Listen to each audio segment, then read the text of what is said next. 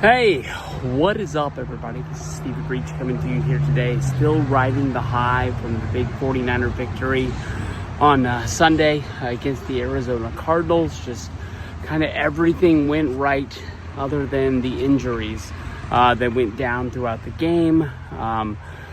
Eddie Pinheiro, been lights out, wonderful kicker, besides for when kicks are getting blocked, and that you can kind of blame on the line or something like that. But also Bethune, really stand out. I believe he's I don't think he's a rookie from Florida State, really having a stand-up breakout year.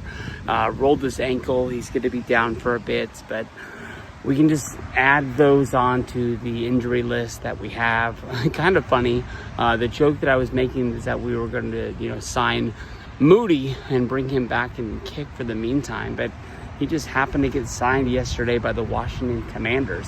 Same team that he didn't get punched in the face, but Debo punched the long snapper in the face after Debo was having some problems with the kicking team, missing kicks last season with the Niners.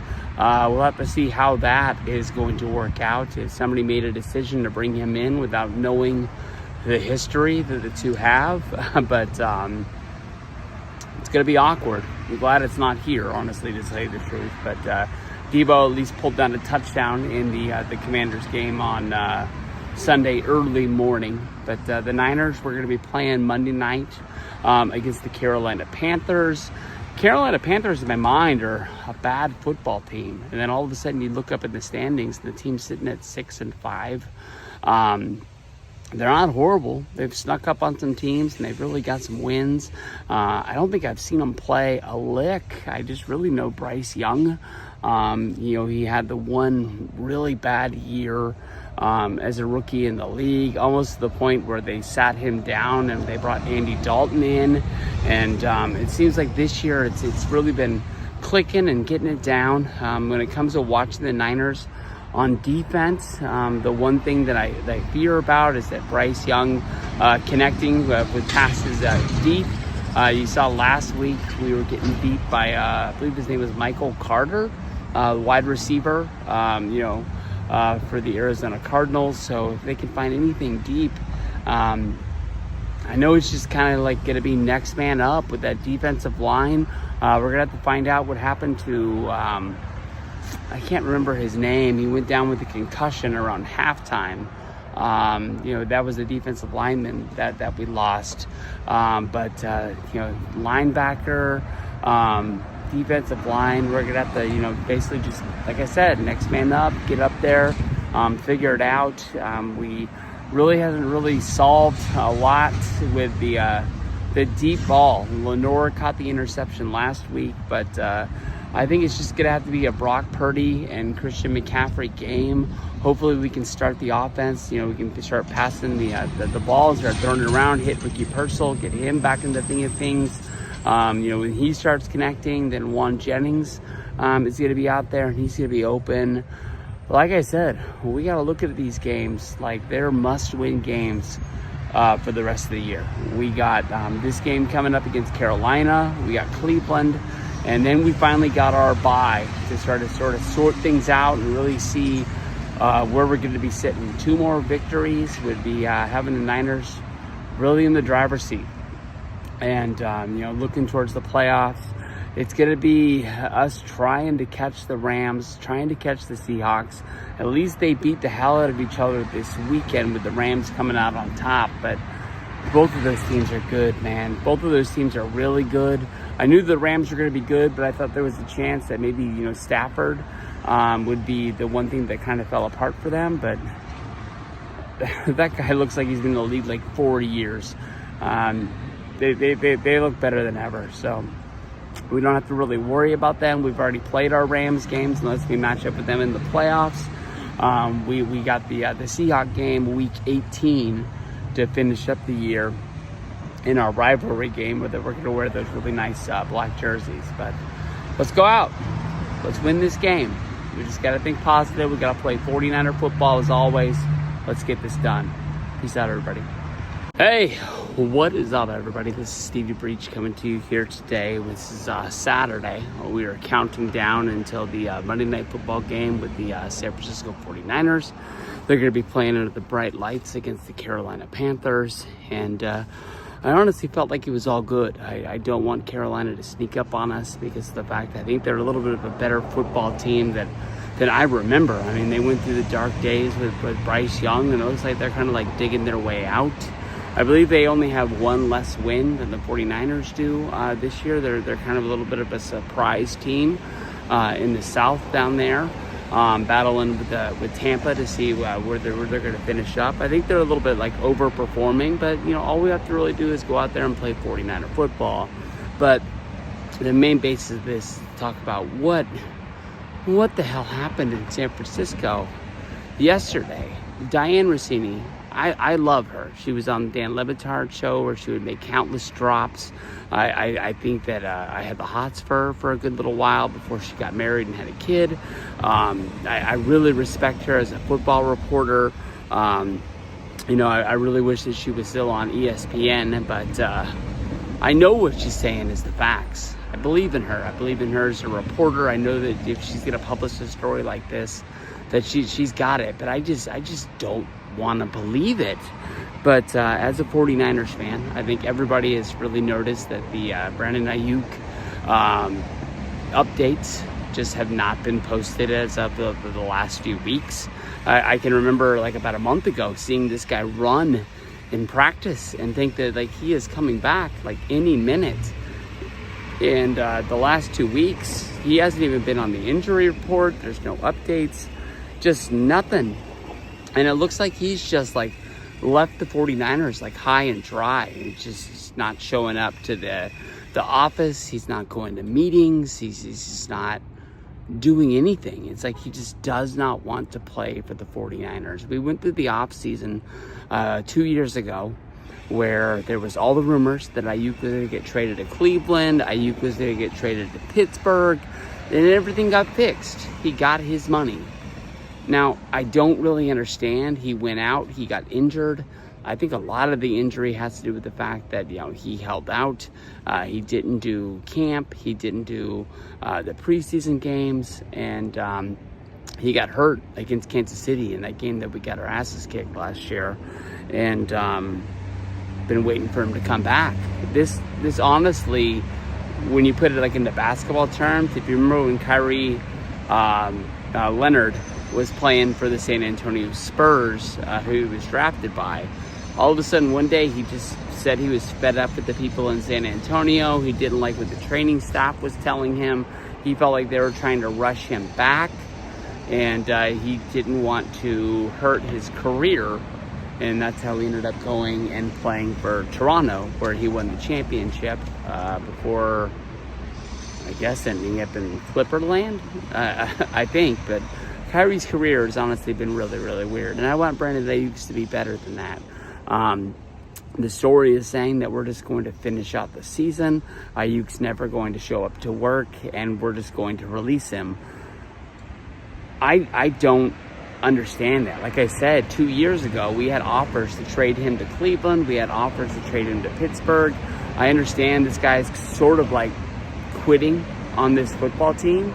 I don't really understand that, but I guess he knows his window in the NFL, and he's already seen this first injury. It's not guaranteed, but the 49ers aren't going to cut him just to cut him. They're going to go out there and let this guy, play. And I think that if we cut him and he goes out on the open market, he might have some teams looking at him. But who's going to offer him the money that we're offering, or that we're not even offering? The money that we have him signed for 4 years. It doesn't really make it. It wasn't it 4 years, $120 million, $30 million a year for a guy who blew out his ACL and took the whole next year off. I understand the guy's young, but I don't know. And then on the other side, I understand. I'm going to say that like the 49ers, we drafted Deebo Samuel, we drafted Brandon Ayuk, we drafted Juan Jennings. But how many Danny Grays did we draft? I mean, how many guys did we pick as like, this guy's going to come into the room, he's going to help the wide receiver core, and we just never freaking saw him. That's what I'm scared about. I love Ricky Pearsall. I'm hoping for him to be a big part of this team. Last year, he got shot in the chest. This year, he got hurt. I need a whole year of just like catching balls. And Juan Jennings seems like he's kind of upset at the same point. He wanted more money. They gave him a deal where he had to go out there and perform to get more. He ended up getting hurt, and he got hurt. And he's just not performing to the stats, so he's probably not going to make those bonuses that he thought he was going to make. So when it's all said and done, is Juan Jennings going to be a guy who wants to sign here? I don't think we're going to give Juan Jennings Brandon Ayuk money, but this sucks because I just feel like the 49ers window is closing, and it's closing fast. I've thought it was closed a few times, and it just keeps on finding a way to stay open, but just these injuries, and now this sucks, man. I'm not even talking about football. I'm just talking about the other side, the business of the game. 49ers got to win this thing. We got to. I mean, from here on out, it's just nothing but wins. We played Carolina. We played Cleveland. We got our bye. And then I think we got to sack it up because I think we got some tough games after that. But I can see us being a 9-win football team at the end of 2 weeks. We just got to go out there and we just got to play 49er football. That's what I'm looking for. Peace out. Hey, what is up, everybody? This is Stevie Breach coming to you here today. And the 49ers have just sealed the deal. 20-9 victory over the Carolina Panthers. And they are going to move to being 8-4. We're going to play against the 3-8 Browns next week. Before we go to our bye. Finally, we are still chasing the Seahawks and the Rams, but we know that the team is basically going to be the team that we have right now. We just have some minor injuries that are going to heal up and get back out there, but there is no replacing Fred Warner. There's no replacing Nick Bosa. Brandon Ayuk, as of right now, looks like he's not going to play another game for the 49ers, but I think the biggest free agent signing of the entire offseason was Robert Saleh coming back to the San Francisco 49ers. If this season is not enough of a resume to make him one of the best defensive coordinators, Juan Jennings going after somebody, he's hot. He's honestly being held down. He just tripped over a lady, too. He wants to fight somebody. He got in a fight in like one of the second to last plays of the game. I don't even really know who he's going after. He's pretty much... Oh, he's going right after that dude. I can't see his number. Number 7, mowing. Probably a cornerback is in my mind. But that's not good for us. That's not going to help just about anything. Juan Jennings, man, he caught a touchdown early in this game. He needs to get back into the flow of things, man. All right, let's get back down. Let's get under wraps here. This was the Christian McCaffrey game. Oh, we were talking about the defense. Robert Saleh, the biggest. I mean, he's one of the best defensive coordinators. I don't want to lose him to going out and getting some other job out there in the world. But they're showing why everybody's getting pissed. It looks like everybody just kind of tripped over each other. And that guy punched him in the balls. That guy punched him in the balls right in front of that ref, number 128. And Jennings has every reason to be pissed. That was dirty. I'm sure they'll look into it. I think they'll come after Jennings, but hopefully their guy gets his thing. But Christian McCaffrey game, him playing against his former team, the Carolina Panthers. He touched the ball over 30 times, 24 rushes for 89 yards, 1 rushing touchdown. He got 7 receptions for 53 yards. Kittle had a big game, catching the ball 6 times for 78 yards. Jennings had that early touchdown with 5 other receptions. But there ain't no other way to put it. This was bowling shoe ugly. This was bad. Brock Purdy was able to keep it under wraps in the second half after coming out of halftime. But to go into half with 3 early interceptions, not a place that you want to be. Purdy, the only game I think he's ever had that is worse than this is when they played the Ravens on Christmas 2 years ago, where he threw 4 interceptions as a thank you to Santa Claus out there. But not a big fan of the Christmas games or the Thanksgiving games. Every year the schedule comes out and we're not on either one of those. I thank my lucky stars. I'll take a New Year's Eve. I'll take a New Year's Day game. But please don't put it on those major holidays out there. But Niners, we're gonna be 8-4. We're chasing the Seahawks, who are 8-3. The Rams are 9-2. So we're looking for losses. We've seen the Rams and the Seahawks beat up on each other one time already this season. Hopefully they can find a way to do it again. I think at this point the Niners are just trying to be a playoff team. We're probably not going to win the division. But this team, this defense, we don't have names out there. Let's just put it like that. We don't have names, but they play together. They play well.